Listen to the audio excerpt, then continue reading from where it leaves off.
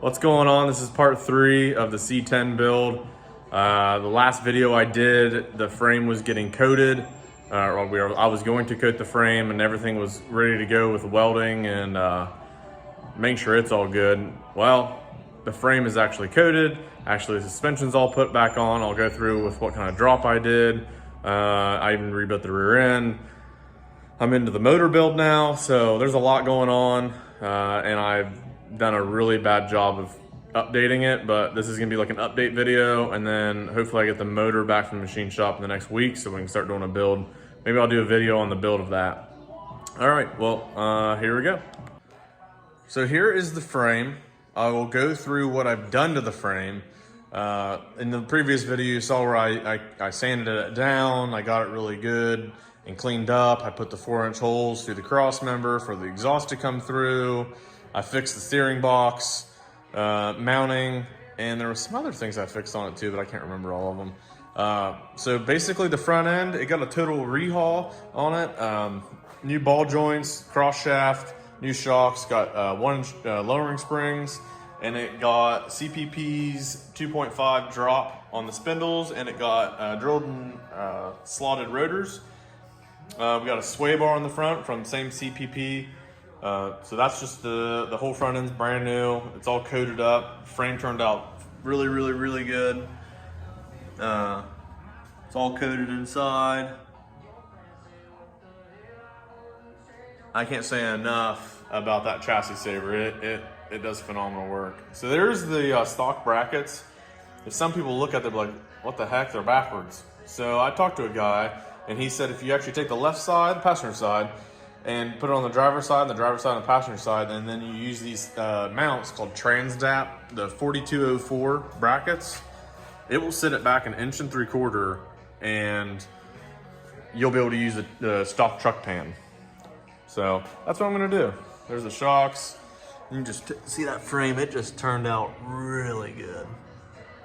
I'll tell you what, I rolled that. I used a cabinet paint roller and rolled the whole frame. I used brushes around like certain areas, but I just did 2 coats, 3 coats, maybe 3 coats. 3 coats and just rolled it, and it turned out really, really good. You can kind of see, it's just, it just turned out really good. I'm really happy with it. The rear end, I redid the whole rear end. It's got 308 gears in it with a limited slip differential. The stock axles were in phenomenal shape, so I just reused those, put on new seals, bearings, and it's got a new ring and pinion in it. The trailing arms, I welded the tops and bottoms. That's the only thing I did with those, and coat those. It's got 4-inch drop springs with 1-inch blocks currently right now. It's got QA1 brackets. It's on the top thing because I said 4 to 6-inch drop. This is where it needs to be so the trailing arms don't squat, so you still get your shocks work the same way.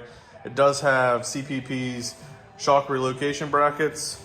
There's just bolt in. The rivets were actually really hard to get out, but once those got out, it was fine. It's got a adjustable panhard bar. So I haven't adjusted any of this stuff. A lot of stuff's loose on here, other than like the hard parts. The things that need adjusted once the body's on, that's what I'll be doing. Then I've had actually a couple people reach out to me after I posted this on Instagram about this fuel tank. So this is actually out of a 2001 Camaro. It could be the 5.7 or it can be the 3.8 liter or the LS or the 3.8 liter V6, the same gas tank. The pros of this, it's already got the place to put the fuel pump. It's already got the coal canister. You know, it's just pretty sweet to put in here. It looks factory. You have to coat the bottom of the frame a little bit just to get it to fit. And over there a little bit. I used 2-inch aluminum straps and then made my own little bolt kit for the back of it. And then you just cope it and you bolt it up, and then I put an edge guard on both sides where it touches so it doesn't rub anything on the frame or the gas tank. And then you can see where the straps actually come up in and they bolt up right there. So it turned out really, really good. The rear end also, forgot to tell you, it got disc rotors. So that actually came from little manufacturing company, Little Shop Manufacturing. I think that's what it is. I think the whole kit was like $600 or something like that, because I got the parking brake ones because I want to keep parking brake because I'm going to a manual. Talking about that manual, let's go to the power plant a little bit. I'm rebuilding a LC9 2011 5.3 liter, it's all aluminum. Putting a Texas speed cam in it. Getting rid of the variable valve timing and the DOD. So here's the DOD delete for the top cover, and lifters without it, and lifter trays. I'm also doing these rockers from Texas Speed. They do a full fulcrum rocker. If you don't know what the factory ones look like, they have like a little D, so it only lets it go so far. So when you get too much lift on your crankshaft or your camshaft, those will be at the limit point. So here's the variable valve timing delete. Got a new chain, 3-bolt sprocket, ARP studs. And you can get all this stuff from Michigan Motorsports. They're phenomenal. Here you go.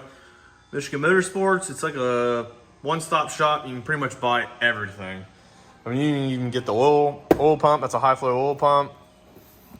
Bearings for the crankshaft and cam or piston rods and cranks. Those are those. They have GM parts as well. So like you're getting crank bolt. It's GM. Pretty good deal. So that's pretty much all that. That's the motor. It's at the machine shop. It's getting the cylinders honed, which I have a hone tool, but I just figured they could do it. And they're putting the cam bearings in for me. And they're also putting the Beehive springs out of LS6 in the heads. So those will already be done with new valve seals in them. So pretty much when I get this thing in like a week or two, I'm just gonna be bolting it all together. And then I'm going to a guy that has a Muncie 4-speed, an M21. I'm gonna rebuild it and then get all the components that'll cross that over onto an LS, which seems pretty easy for what I've read and what I've researched. So I'll just get those parts and we'll put that in, and then we'll strap it in that frame. Once it's in the frame, gotta get back on the cab. I'm on the cab right now, I'm working on the cab. All I'm doing right now is putting the braces in the bottom because I didn't have those done yet. So the bottom one on this side and both tops. I was gonna buy the factory ones because I cut it, but I actually like these holes and they're really strong. I just like them because everything can fall out of them so nothing gets packed up and won't rust out again. So I gotta still do this top one. See how this is all rusted out? That's the only place that was really rusted really bad. So this is where everything sat. So as long as there's a hole here, it'll all run out and still got the good rigidity to it. The back one was in good shape. I just got to put the bolts in it. I've actually I welded the other side. I'm going to weld these side too because I'm not going to have this back part. I'm trying to do it right the first time and don't have to worry about it. I got to still seam seal everything because all the new floor pans in it.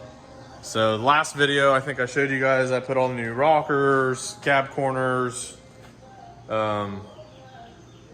pillars. So that's all done. I had to remake that guy. So everything else has been patched on it. It just needs sandblasted, and the guy was supposed to come tomorrow, but it's gonna rain here, so I can't do it today or tomorrow.